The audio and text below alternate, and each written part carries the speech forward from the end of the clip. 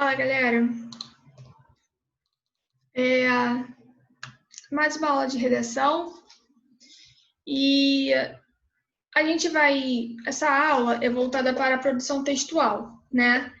Lembra que eu já tinha falado com vocês, né, que a aula, o nosso planejamento, ele tem algumas produções ao longo dele, né?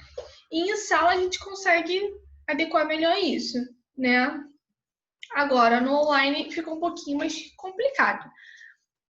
Mas também dá para, né, a gente vai conciliando. Então aqui eu vou fazer, né, vou recapitular o resumo, tá?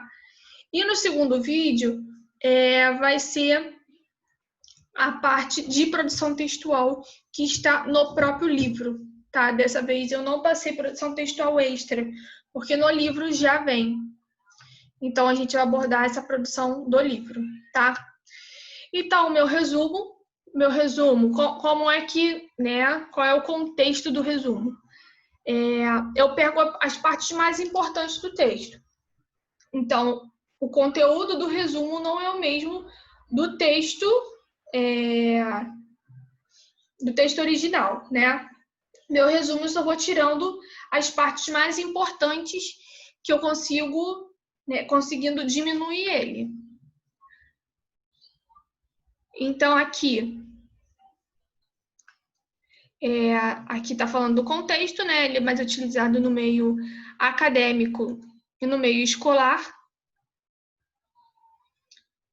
Então, deve começar com uma frase que contenha o essencial do documento original, evitando repetir as palavras do título.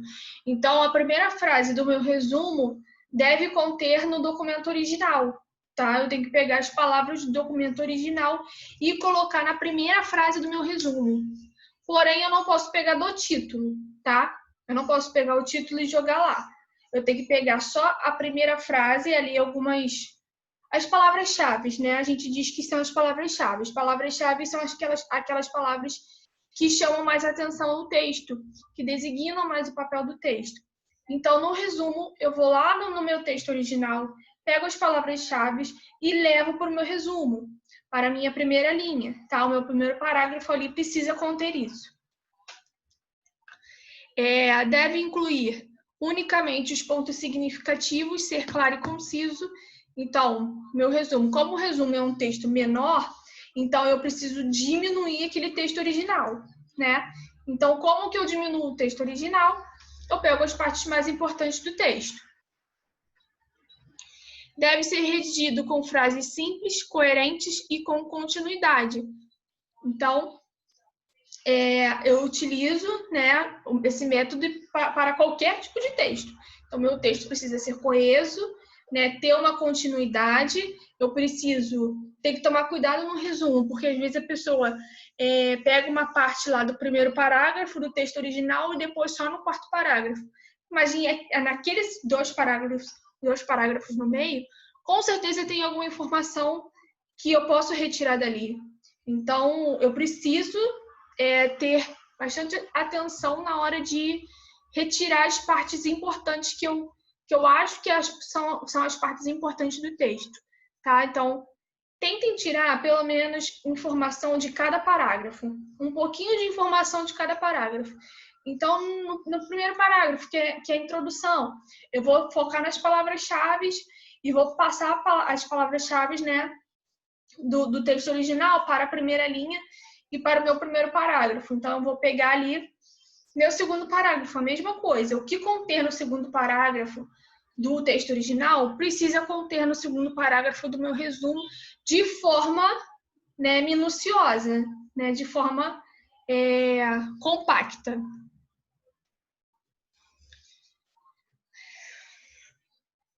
Não deve conter citações bibliográficas, tabelas, quadros, esquemas.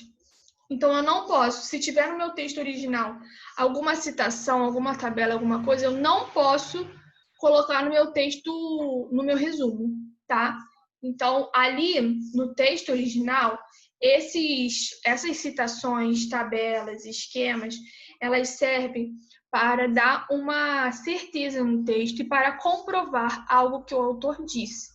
Então, se eu já estou pegando o texto original, eu não preciso comprovar nada, ele já está comprovado.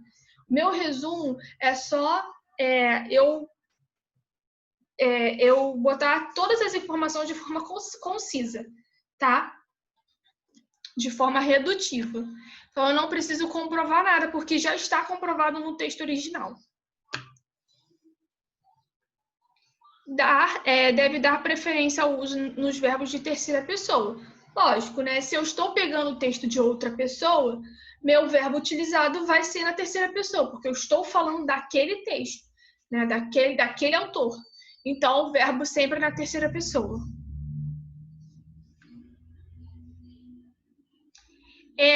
Deve evitar frases negativas ou uso indiscriminado de adjetivos, advérbios, neologismo e abuso de explicações.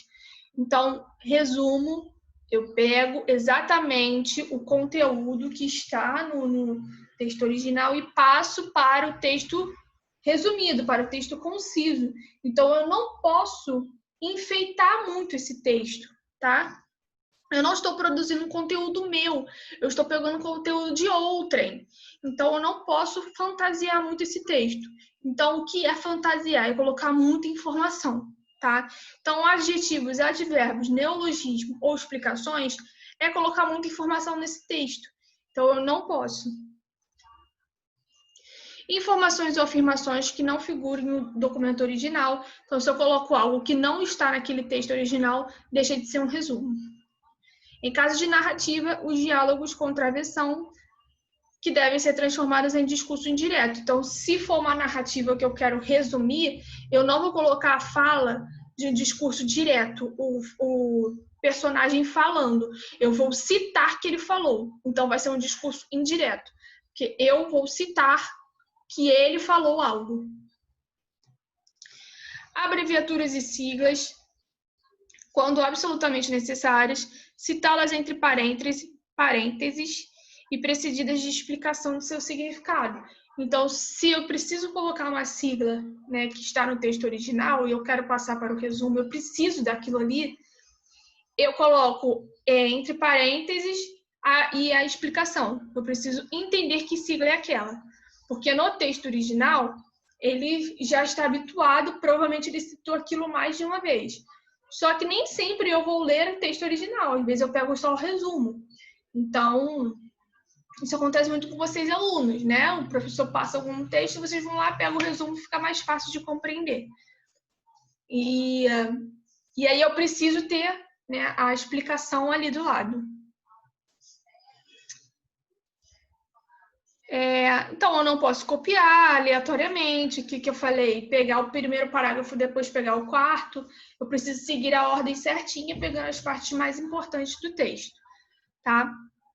Então, basicamente, é isso, a estrutura.